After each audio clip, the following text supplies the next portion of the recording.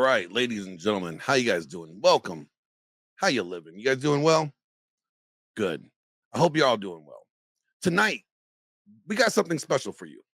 Now, um, myself and my guest here, we've had some exchanges recently. And it's gonna be like the Thriller of Manila. It's gonna be like the Clash of the Titans. Let me bring up and welcome you guys, Martae. But we have a disagreement on the topic of, is polygyny a sin, right?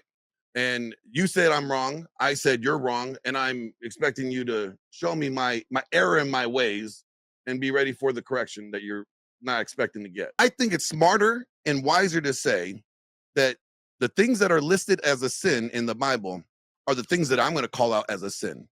I'm not going to expand, because there's two times in the Bible where it is written not to add anything to this text, because that would be a sin in itself. I think it's a really good metric to use if we're looking at something in the Bible that's a sin. If he blatantly says this, no, don't do this, don't fucking do it. We actually see God create structure for this thing rather than outlawing it or banning it. And he gives there's two references in the Bible that I will present to show you that instead of God saying, no, this is blasphemous, or no, this is wrong, this is a sin, he actually says, if you're going to do this thing, do it in this framework. So that, to me, if God is giving you a structure, then that can't be called a sin when he's giving you a framework on how to do it. Just like he gave us a framework on how to have sex within marriage, he said, in this confine, this is how you do this thing. When you see this other thing in polygyny, he says, this is how you do this thing if you're going to do this. Okay, he doesn't explicitly state it's a sin. And instead of, outlawing it and forbidding it, he actually gives structure and guidance for it. We see in Genesis 16, 1-4, Abraham took Hagar as a second wife with Sarah's consent, and God did not rebuke him. Jacob in Genesis 29-30, and we see that he married Leah and then Rachel, and he's the one that fathered the 12 tribes of Israel. God is the same yesterday, today, and forever. So what he thought was a sin back then, he would still have to see as a sin today. It says, if he marries another woman, he must not deprive the first one of her food, clothing, or marital rights. So this is Deuteronomy 21:15-17. This is after the part where, I think in Deuteronomy 17, where it says kings not to take too many horses and too many wives, right? And because I'm pretty sure that would probably be one of your scriptures that you would use to support that claim, but which is be a good one, and it'll be a pretty piece. Deuteronomy 21:15-17. If a man has two wives, he loves one but not the other, and both bear him sons, but the firstborn is the son of the wife he does not love. When he wills his property to his sons, he must not give the rights of the firstborn to the son of the wife that he loves in preference to the actual firstborn. The son of the wife he does not love, he must acknowledge the son of his unloved wife as the firstborn by giving him the double share of all he has. That son is the first sign of his father's strength. The right of his firstborn belongs to him. This is God, through Moses, giving structure on how an individual who is in a polygynous relationship needs to address or handle his affairs when he's willing his assets. We see in Samuel that David had multiple wives and concubines. On top of that, we see the prophet Nathan comes to David, right? In 2 Samuel 12:8, God says to him, to Nathan, I gave you your master's house to you and your master's wives into your arms. I gave you all of Israel and all of Judah. And if all that had been too little, I would have given you more. I don't understand how God would put David in a situation to where David would be living in habitual sin if it was a sin. David got corrected, not for polygyny, but he did get corrected for infidelity, or the adultery and the murder of Uriah. In the New Testament, Jesus doesn't condemn polygyny. He doesn't even mention it. None of the apostles mention it. Not even Peter or Paul, right? Ever explicitly bring up polygyny even when they have the opportunity to address it. So we also see in the New Testament, right, as I pull this up, 1 Timothy 3:2 and Titus 1:6. That's addressing a man of one wife. but that was for a position of elder, a role of authority in the church. That's not a layman. So when they're saying that the elder or the deacon has to be a husband of one wife, they cannot be drunk with wine, and they have to be able to teach or something like that. Those are requirements for an elder, not a layman. So I think understanding the context of that is written is important. Why would they have to say you need to be the husband of one wife if they all were husbands of one wife? They must be had husbands in the churches at the time that were husbands of multiple wives. If a guy had multiple wives, you can see that he could be a Christian and be part of the church, but he cannot have a role in the church as an elder. So the quote, and everybody likes to use Matthew 19, that Jesus is talking to the Pharisees. Jesus says right there, a man that he leaves the father and mother and joined to his wife, and the two become one flesh. And if he divorces his wife for any other reasons other than sexual immorality, and he marries another, he's committing adultery. I'm like, yes, you're right. But what is the topic and context that he's actually talking about? He is talking about divorce. What we do know is that Jesus is saying any man that divorces his wife for anything other than sexual immorality, whether it's the guy in a polygynous relationship or a guy in a monogamous relationship, I think the standard would still be the same. You cannot divorce your wife for anything other than sexual immorality. And if you do marry another, then you are committing adultery. I think that standard would be the same for whether the guy has 3 wives or 1. So you know what? I'll even grant you that. There's nowhere in Acts do we see the apostles address this, because we do know they had converts, the Gentiles that were also practicing polygyny at the time. In Acts 15, never addressed it. Polygyny is never mentioned. If it were sinful, this would be the perfect place to prohibit it, because they are, informing these Gentiles, what is expected of the church. There's no record in Acts or any of the epistles of men being disfellowshipped for having multiple wives. And even Jewish Christians continued practicing polygyny. Even during the second temple of Judaism allowed polygyny. Josephus and Aquinas 17.1.2 actually writes about this. Jewish converts didn't stop practicing this, polygyny overnight, and scripture never instructs them, to stop practicing polygyny either. There could be a distinction between Judaism and Christian ethics. Well, this is Jewish Christians, Jewish people that were converting to Christianity is what I'm referencing, because those were the people that were living there, right? And the Romans. The early church fathers were culturally biased, but not theologically clear on where they stance on polygyny. And I will reference Augustine in his writing on the good of marriage, chapter 15. He states that the plurality of wives was no crime when it was the custom, right? It is a crime now because it is no longer the custom. This provides the church's objection that it's not a moral issue that they have a problem with, but a customary issue. He further goes on to say that although it was divinely permitted at that time, it is no longer necessary. So he's saying that although that polygyny was practiced and it was not a sin when the patriarchs did it, but today it's not necessary for men to do it, because they did not do it out of lust. They did it out of necessity. Tertullian writes about it. He advocates for monogamy for idealistic and aesthetic reasons, but he actually never calls it a sin either. And then Clement of Alexandria and Origen and others leaned towards celibacy or monogamy, but they never launched a biblical case against polygyny in any of their writings either. The Greco-Roman influence kind of overlooked the Hebrew tradition at that time, right? Because Rome was what, Constantine was ruling. That's what Constantine is the one that, legalized Christianity. Christianity needed to kind of mirror or adopt some of the customs and the norms, right? Cultural customs. So it was an easy transition. And that's a lot of political historians say that about this process. So Roman society promoted monogamy as civilized and branding polygyny as barbaric. Christianity spread through Roman Empire.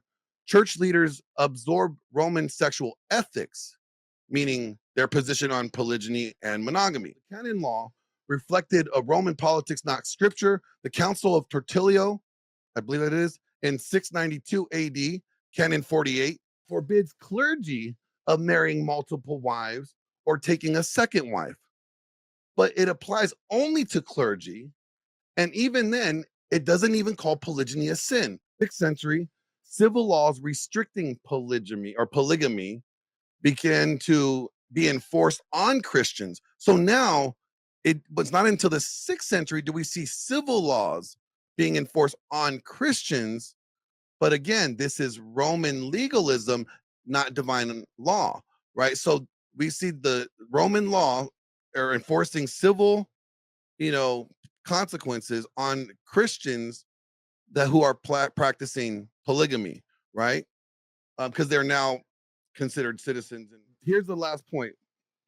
In 1580, I think it is, or 65, we see even during the reformers, right? This is the Protestant Reformation. Martin Luther even presents an argument or a letter to Philip of Hesse, it is, and it states that he cannot forbid a man to marry more than one wife, for it does not contradict the scriptures. So here's my reason for why it would be a sin today is that God put the authorities that we have above us. He put them in place, right? So therefore God said, obey the laws of the land, right? If the laws of the land are thou shalt not, or that you can't be polygynous or have two wives legally, then any man that tries to do that would be sinning because they're breaking the law and not obeying the laws of the land. That would be my argument to say that it would not be able to be practiced today currently. That is one of the points that I have. I do want to point that out that currently I could concede that argument to you, but that could also be changed is what I'm pointing out. So, by the way, since you've already hit on one of my reputations that I have, like let's say the government says, okay, in order to make things more equal, we need to have more polygyny in America. Do you think the church would come up and say, you know what, we're going to obey the law and support it because it's a sin to disobey the law? I don't think they would necessarily like outright support it and like champion this thing, but I don't think that they would call it a sin. And I think they would accept it. Do you think that ceremonies with two women and one man would happen overnight if the laws changed in churches? I think they will probably done quietly, just like Luther did Prince Philip's. He did his secretly. So I don't know if you can follow me on this, but go to Leviticus 18:18 if you can. Absolutely. So here's the thing though, when we look at this, it's understood, right? While the verse specifically prohibits marrying a woman and her sister's rivals, but the first wife is still alive, the language could be used to interpret in the extension to a general prohibition of polygyny. So here's the thing though, is like if we look at this, the verse is often misunderstood, understood to specifically forbid marrying a woman and her sister at the time. We could say this, right? But if we're talking about this, the interpretation is extremely important. When they talked about sister at the time, they weren't talking about blood sister. Some scholars can argue that the phrase of woman and her sister could be interpreted as one in addition to another. So implying a general prohibition of polygyny. Can you agree with me on one thing? Does it talk about sexual prohibition? It says, do not take your wife's sister as another wife. Yes. It says, do not take your wife's sister. Yes. Right. Do you think that this was common knowledge for them to say blood all the time? Do you think that this is a definitive example of just blood? I am looking at this exactly what's in front of me, and it says sister. I am not going to assume that it means anything else, or I'm just going to play safe and be like, I'm looking at it for what it says, and not trying to put my own opinion on it. So I'm just saying this is what it says. Glenn, let's say the scripture says, "Do unto others as you would do unto your brother." Do you think they're talking about blood relatives in this sense that I just stated? Do not harm another as you would your brother. We could say that that's family. There's so many different linguistic places. Well, we're talking about interpretation here. Again, context is important, right? Because we do know that when they were talking about that, they could be either brother, but we do know, generally speaking, they were talking about fellow believer, another brother in Christ. Do you think that sister could be transposed the same way? Not necessarily in this context, because this is Old Testament. There's not the formation of the church, and they were not referencing them as brother and sister, right? Then marrying your sister, and that's the thing. That is weird. Don't marry your sister. I don't think they were talking about blood sister when they talked about this. Here we go back in Leviticus 18, right? It says, I'm gonna start from verse 11, okay? The nakedness of your father's wife Your sister, you shall not uncover her nakedness. You shall not uncover the nakedness of your father's sister. She is near of kin to your father. You shall not uncover the nakedness of your mother's sister, for she is near of kin to your mother. You shall not uncover the nakedness of your father's brother, that's gay, and approach him and approach his wife. She is your aunt. You shall not uncover the nakedness of your daughter-in-law. She is your son's wife. You shall not uncover her nakedness. You shall not uncover the nakedness of your brother's wife. It is your For it's your brother's nakedness. You shall not uncover the nakedness of a woman and her daughter, nor shall you take her son's daughter or her daughter's daughter to uncover naked or their nakedness. And then it says, they are near of kin to her. It is impious. Nor shall you, then here's verse 18, nor shall you uh take a woman as a rival to her sister to uncover her nakedness while Yes. the other is living. So here we go. Nor shall you take a woman as a rival to her sister.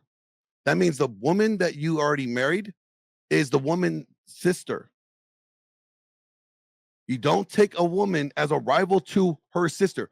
Why was every other distinction of the relationship very clear and specified? Do not take your uncle's wife, that's your aunt. Do not Okay, take your Glenn. brother's wife, that's your brother's nakedness. It's very detailed and explicitly stated the Let's walk this relationship, walk.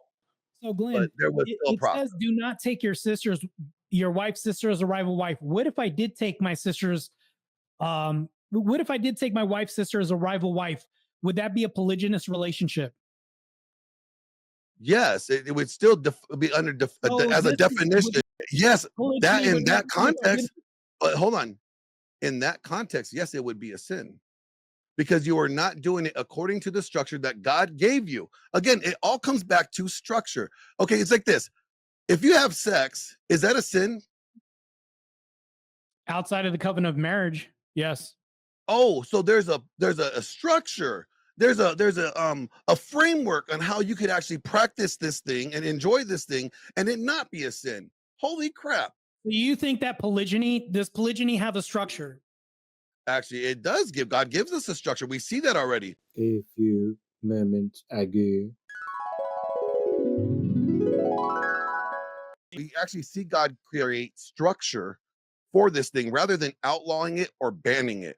And he gives there's two references in the Bible that I will present to show you that instead of God saying, no, this is blasphemous or no, this is wrong, this is sin, he actually says, if you're going to do this thing, do it in this framework. So that to me, if God is giving you a structure, then that can't be called a sin when he's giving you a framework on how to do it. Just like he gave us a framework on how to have sex within marriage, he said, in this confine, this is how you do this thing.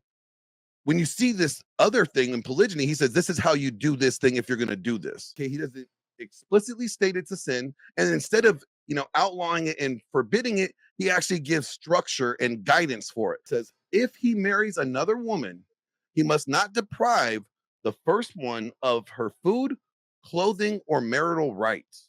So this is Deuteronomy 21:15 through 17. This is after the part where I think in Deuteronomy 17 where it says kings not to take too many horses and too many wives, right? And because I'm pretty sure that would probably be one of your scriptures that you would use. If a man has two wives, he loves one but not the other, and both bear him sons, but the firstborn is the son of the wife he does not love. When he wills his property to his sons, he must not give the rights of the firstborn to the son of the wife that he loves in preference to the actual firstborn. The son of the wife he does not love. He must acknowledge the son of his unloved wife as the firstborn by giving him the double share of all he has. That son is the first sign of his father's strength. The right of his firstborn belongs to him. This is God, through Moses, giving structure on how an individual who is in a polygynous relationship needs to address or handle his affairs when he's willing his assets. Yes, it says again in I need to see a hold prescription on. for society.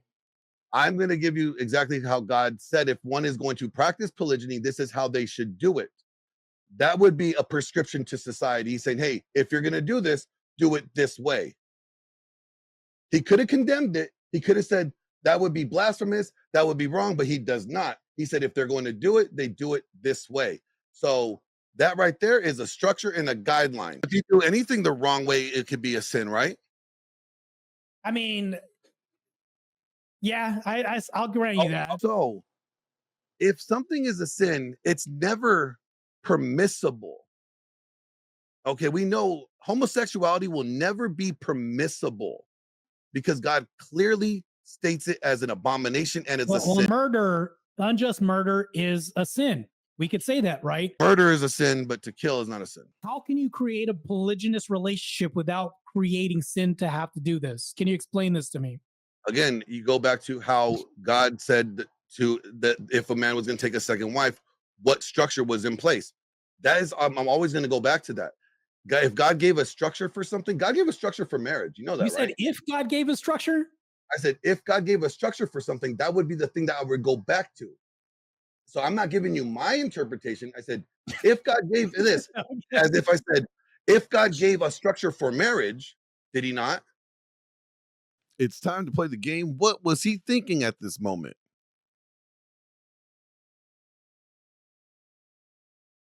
If you guessed Glenn is kicking my ass, you won. Here's my question, though. If we were to have polygyny now, what would be your duty that you would say that it solves in today, 2025? I don't think there's any situation that we could point to today other than saying, well, if we were in a dire, crisis of the birth rate and we're saying, okay, by any means necessary, let's get the birth rate up. That would be the only conceivable thing I could see why we would actually need to practice it. But at the same time, I would say that you would still need to incentivize men to actually want to take on this extra responsibility or even the responsibility of one woman to begin with, right? I think we're probably going to get to that point at some point in time. And if we keep on going down the path that we're at, that we're going to be like, hey guys, we're going to give you a tax write-off if you knock up a woman and you take care of her because we need to have kids and, you'll get $100,000 write-off if you have, 6 kids or something. I can see they're going to have to incentivize men to do it because men don't want to take that risk these days because they don't see it of value or worth it anymore. This is my whole point, Glenn. The whole reason why we're here today talking about whether or not something's a sin, the underlying thing that I want to say, we could even say this is the covert message that I want to bring along, is that if we have men fighting in the trenches doing this, whether or not you call it the manosphere, whatever, I represent Christ. So I don't know what I represent as absent Christ because that's all I have underneath my belt as far as like what I want to promote. And this is masculinity. This is a patriarchal structure that we have. And if we don't promote this, everything's all lost. But the problem with this is we have men typing, testing certain things and saying, go read my Substack and do this. What's the comprehension level of America? It's below 8th grade level. It's like these people that are reading your Substack aren't the people that we're trying to reach. The people that we're trying to reach right now are the people that are going to watch these clips, see things, even if it's clipped out of content, put the full video to where they can get the explanation. Men like you and me and everybody, Rollo Tomasi, Andrew Wilson, people like that are by intent and nature trying to fight this good fight, and we're in the trenches. My call right now is for all men to be in the trenches and fight with us. I don't want to be the lone man fighting. You don't want to be the only one fighting by yourself. I want brothers to come out of behind their keyboard from texting other people. Get in here and literally fight on video. If you have ideas, don't complain about this. If you have a problem, this is how you drive a woman away. Bring her a problem and not a solution. Because I'm telling you, that is the biggest problem for you. You're bastardizing your relationship and you're creating more of the singularity that you promote in society by not doing anything. See, I'm glad you mentioned that because that has been my biggest problem with the current state of, whether you want to call it the manosphere or the red pill, is that they do really good at the descriptions of the problem. They're good at pointing out the problem. They say, feminism is the problem, female promiscuity is the problem. And I'm like, yes, I agree. But when they provide solutions, right, the prescriptions of it, none of them are to combat feminism or to suppress female promiscuity. Actually, everything that you've noticed that you can see that they do prescribe actually teaches men how to capitalize on feminism and how to capitalize on female promiscuity for their hedonistic, selfish, gain. So what I have a problem with the current state of the manosphere, whatever, is that nobody's actually addressing the actual problem that they say that they acknowledge is the problem. They're actually finding workarounds how to capitalize individually on the problem. And to me, that's problematic in itself. I think to a degree that feminism needs, an adversary like the red pill to stay relevant. And I think the red pill actually needs feminism and promiscuity to stay relevant. Because if, let's say, we combated female promiscuity and feminism back just like even 50%, all these content creators and all these, gurus would be out of a job. So Yeah. the incentive to actually providing real solutions is not really motivated by them. Because if they do give everybody solutions, well, then they'll be out of a job to a degree, right? And I have a problem with that. Again, like my main contention with this thing was to call something a sin that God doesn't call explicitly himself. And I caution people to do that. I caution people not to do that, I should say, because there is two warnings. Again, there's one in Deuteronomy, one in Revelations 22, I believe, where it says, do not add anything to this, because that would be a sin in itself. And or not to take anything away from this as well, because that would be a sin in itself. So I don't want to say that something is a sin that God doesn't say is a sin. I think that's just a safe rule of thumb to live by. That's just me. That's a good metric. I'll tell you, this is the conclusion. If I took anything away from this conversation, Glenn, I don't think that you're a bad guy. I don't think you're I don't think you're Andrew Tate number 2, because I've heard that about you. So here's the thing that I take away from this. I don't think that we've quite reconciled whether or not sin or not. I think it's on the fence in regard to this. And I hate this. The reason why is because the church doesn't like you lukewarm. In the public society, they'll tell you, we hate fence sitters all the time. So because I'm here, that's why I have to go to my spiritual father and get the final analysis from him tomorrow. Because here's the thing. I'll admit to you, the reason why I didn't want to have this is because I'm not as competent as like your Luigi's, your Jay Dyers, and people like that. I'm just I'm a pro bodybuilder that just happened to fall into this debate community and happens to be best friends with Andrew Wilson, people and a part of the Crucible. Like, this is the thing I look into. If I'm going to be as responsible as possible, I'll have a conversation, but I'm not going to be an authority and have a debate and just be like, look, this is the right truth and all this. But I will have a conversation and tell you, I don't know absolutely what the translation is. But what I get from you is not an absolute, which I feel like you're an honest person in this regard. I don't think that you're promoting polygyny. I don't think that you're offering this as a prescription. But as far as a sin, I'm more clear on your rhetoric as to say, well, it doesn't absolutely say it's a sin. Well, that's where I also counter you and say, well, it doesn't absolutely say it is. Yeah. So that's where we're at.